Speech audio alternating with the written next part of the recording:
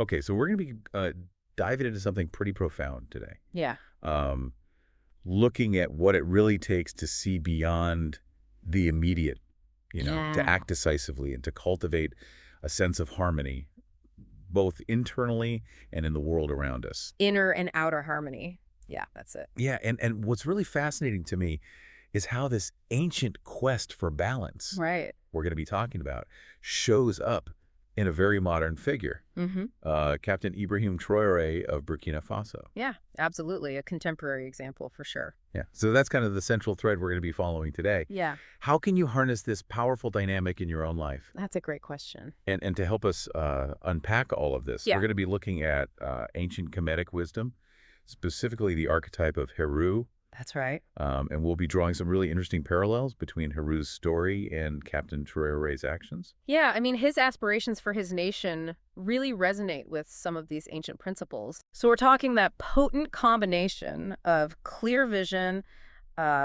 unwavering willpower, and decisive leadership. Right. And we're going to see if we can pull out some practical insights that you can actually use in your own life. Right. Your own journey, whatever that might be. Absolutely. So, Okay, Heru. Let's start there. sure. For someone who's maybe just hearing this name for the first time, who exactly is Heru in the Kemetic tradition? So in Kemetic spirituality, Heru is a really crucial Netjer. Okay. And he's often visualized as having the head of a falcon. Oh, wow. Yeah. So right away you get this idea of this sharp, powerful vision. Right, that commanding perspective. Yeah, seeing the bigger picture. Yeah, that's really cool. Exactly. And he embodies this clarity of vision, this deep well of courage, and really importantly, this relentless will to act. So it's not just about seeing, it's about doing. It's about making it happen, yeah. Yeah.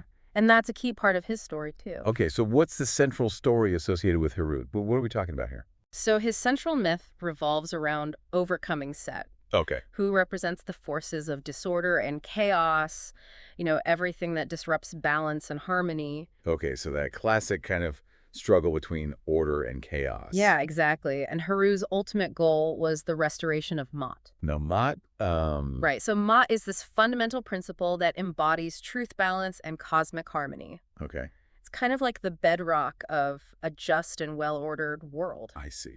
And this restoration was necessary because Set had murdered Osar.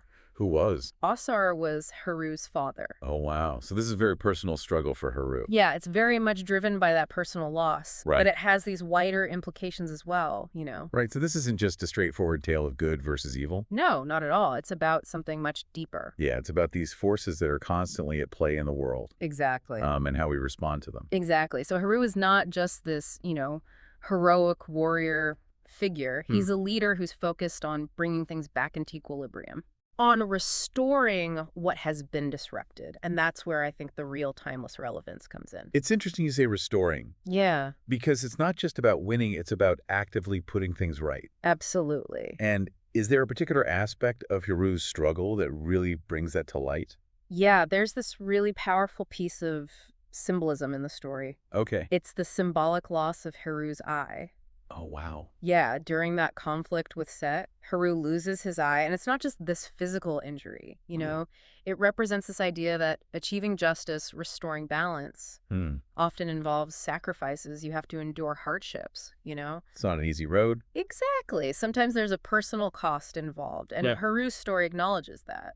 It really does give this story a depth Yeah, that I think a lot of those classic good versus evil stories lack. I agree. It's not about an invincible character. Right. It's about someone who pushes through even when facing loss. Exactly. So how can we connect this ancient idea of striving for balance in the face of chaos to what we're going through today? Well, the sources we're looking at emphasize that this myth of Heru and Set provides a kind of blueprint Okay. for dealing with our own challenges, right? Right. Think about those times when your own life feels chaotic or unfair or just out of whack. Yeah.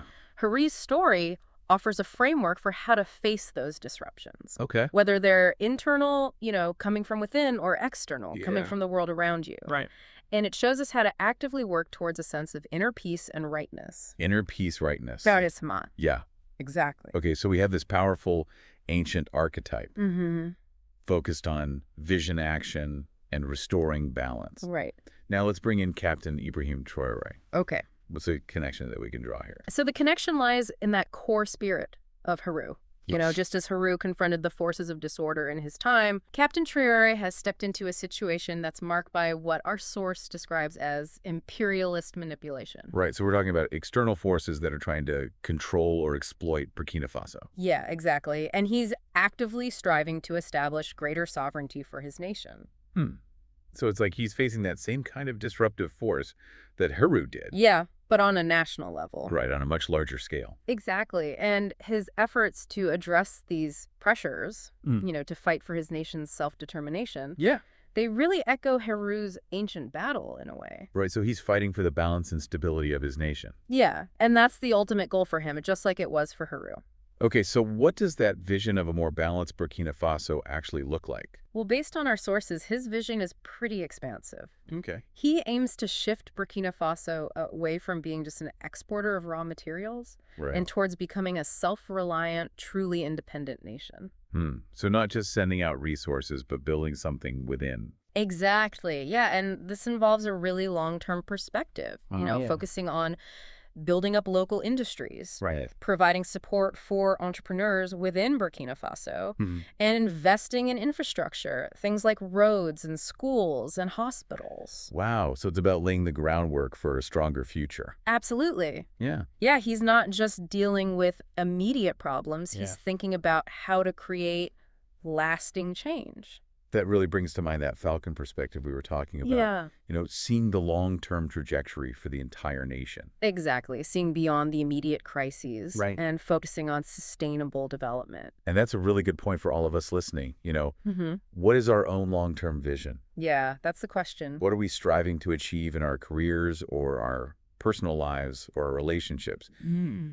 It's so easy to get caught up in the day-to-day. Oh, it really is. You know, and lose sight of that bigger picture. Yeah. You get bogged down in the urgent stuff. Right, exactly. And forget about what's truly important. So that reminder to lift our gaze and see where we're headed, that's super valuable. It's essential. Okay, now having a clear vision is obviously important. Right.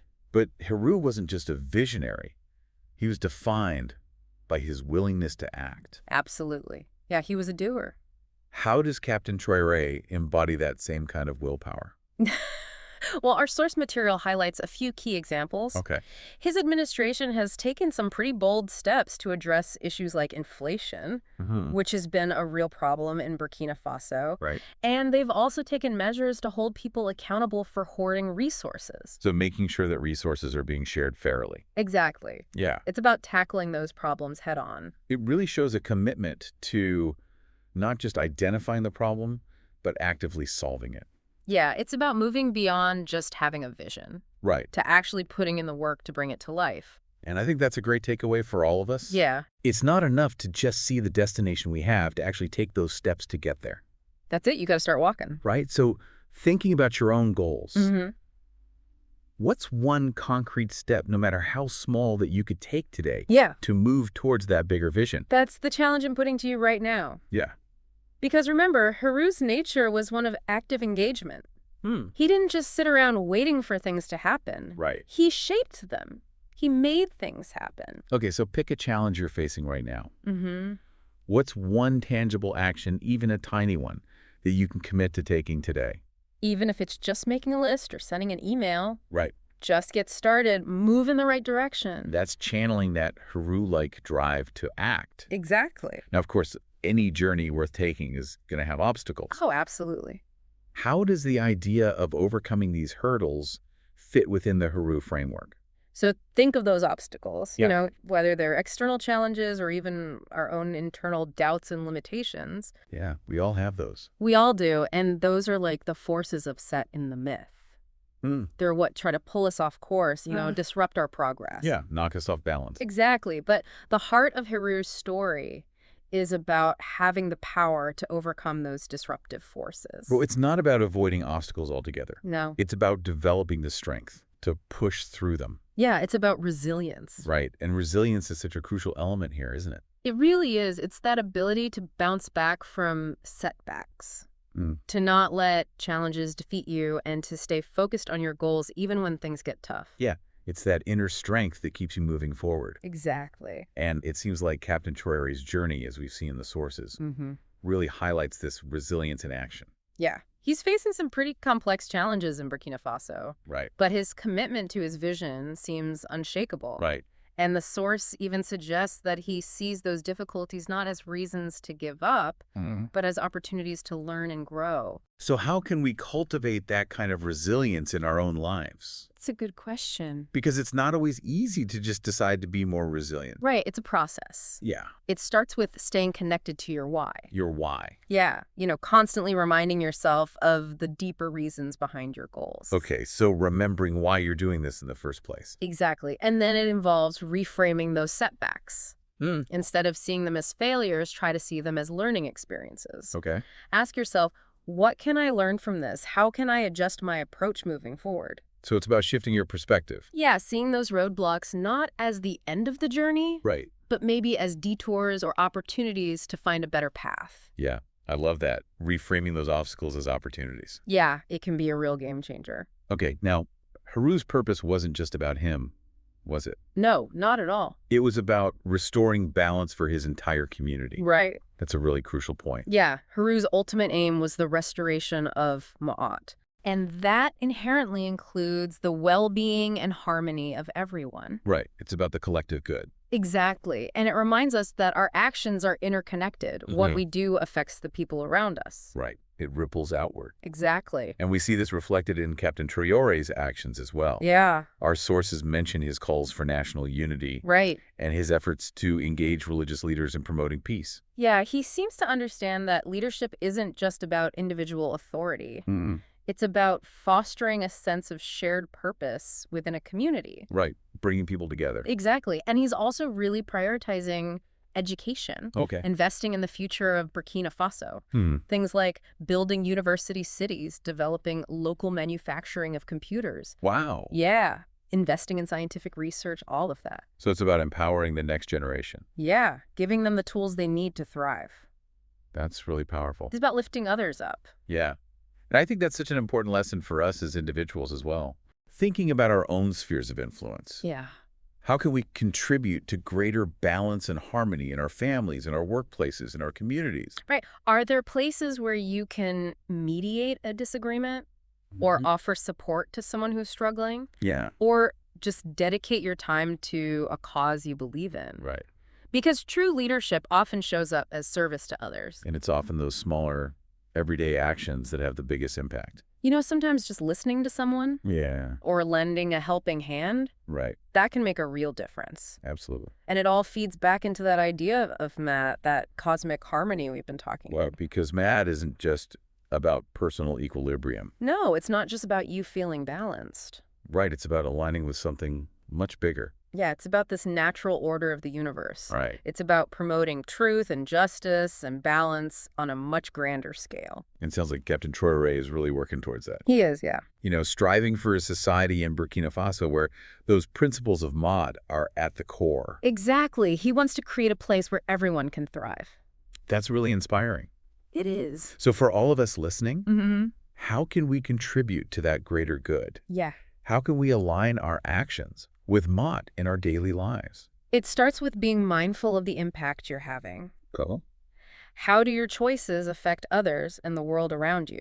Are you being honest and fair in your dealings? Even those small everyday actions that uphold those principles, they all contribute to that larger cosmic harmony. It's a powerful idea. Yeah. That we each have a role to play in creating a more balanced world. Absolutely. And that brings us back to Heru's story.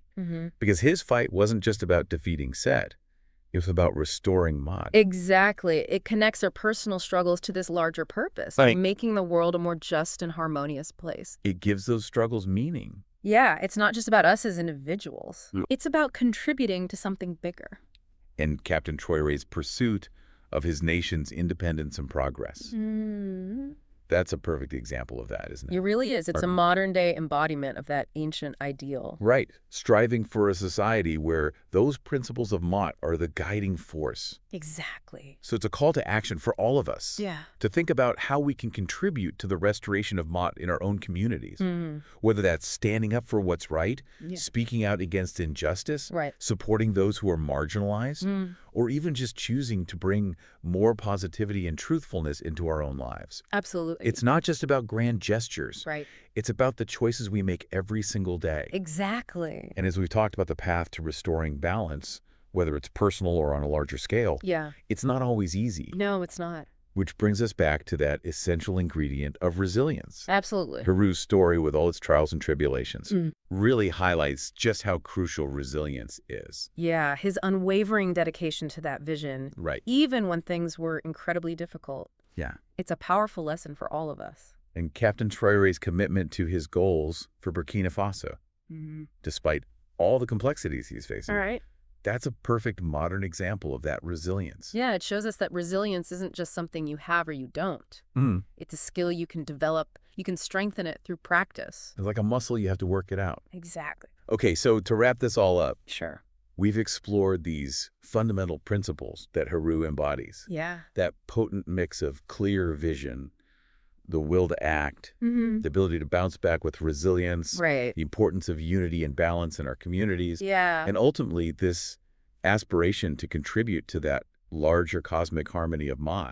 Exactly. And we've seen how these ancient ideals can be reflected in the actions of someone like Captain Traore today. Right. Living those principles out in the modern world. Right. And the key takeaway here is that this isn't just an ancient story. No, it's not. Or some far-off example. Right. That power to overcome challenges, to act with courage and purpose, to create balance in our lives and our communities, that's something that resides within each of us. Absolutely. We all have that potential.